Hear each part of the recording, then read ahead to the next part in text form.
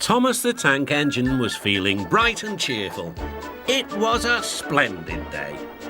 "Good morning," he whistled to some cows, but the cows didn't reply. "Never mind," said Thomas, "they're busy with their breakfast." Next, he saw Bertie.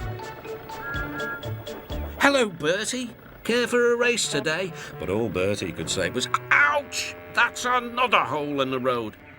"I'm sorry, Bertie," smiled Thomas. Thomas was still in good spirits when Bertie arrived at the next station. "Bad luck, Bertie," said Thomas. "Now, if you were a steam engine, you would run on a pair of reliable rails." "Huh," replied Bertie. "The railway was supposed to deliver tar to mend the road 2 weeks ago. You can't trust a thing that runs on rails." "I run on rails. You can trust me, Bertie. I'll see if I can find out what's happened." Thomas left Bertie and made his way along the branch line towards the big station by the sea. James was snorting about in the yard.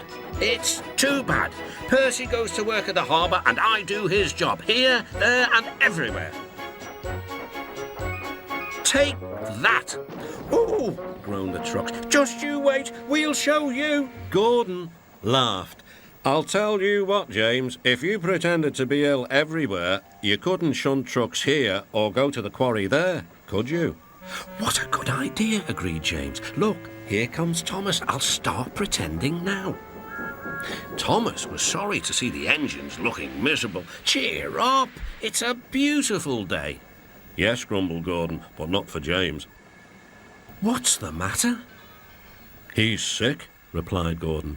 "Yes, he is. I am," stuttered James. I don't feel well at all." "Don't worry," said Thomas kindly. "I'll help out if you're ill." Gordon and James sniggered quietly to each other. Some of James's trucks were coupled behind Thomas, and he steamed away to the quarry. The trucks were still cross. "We couldn't pay James back for bumping us, so we'll play tricks on Thomas instead. One engine is as good as another." But Thomas didn't hear them. He collected all the stone from the quarry and then set off back to the junction.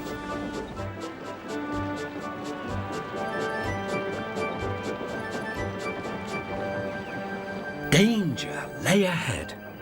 "Now for our plan," giggled the trucks. "Go faster, go faster." "Slow down," called Thomas's driver and applied the brakes.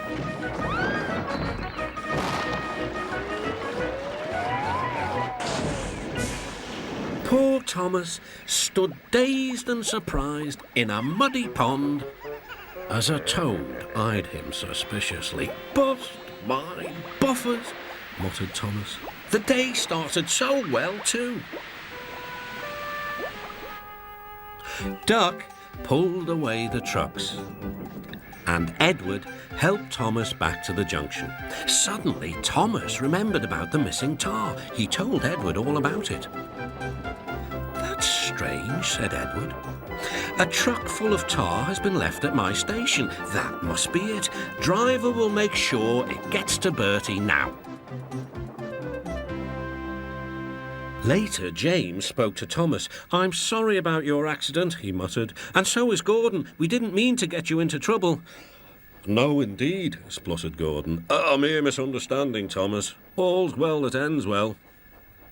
Just then, Bertie arrived. He looked much more cheerful. "My road's being mended now." "Oh, I am glad," replied Thomas. "Thanks for all you did. Now I know I can trust an engine, especially if his name is Thomas." Gordon and James puffed silently away to the shed.